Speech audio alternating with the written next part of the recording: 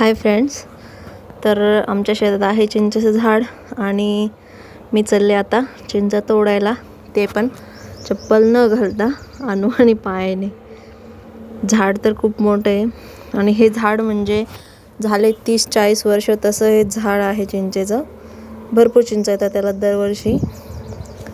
एवढं मोठं झाड आहे की अर्धा चिंचा त्याच्यावरच लटकल्या राहतात. तोडणारे पण वैतागून जातात चिंचा तोडून. तर असं हे भरपूर मोठं झाड आहे. आता मी जाणार आहे झाडावर चिंचा तोडायला.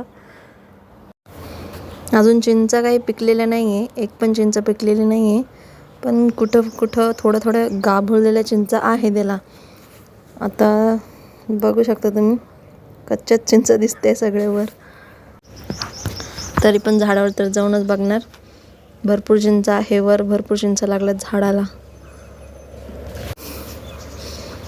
एवढं करून मी वर आलेच झाडावर. हाताला येईल अशी एक पण चिंच वर दिसत नव्हती, तरी पण झाडावर चढण्याचा आनंद म्हणजे असं जसं लहान झाल्यासारखं, एकदम लहानपणात जसा आनंद होतो झाडावर चढल्यावर तसंच. पण इथून जर खाली मी पडले तर खाली काहीच राहणार नाही, असं हे एवढं मोठं झाड आहे.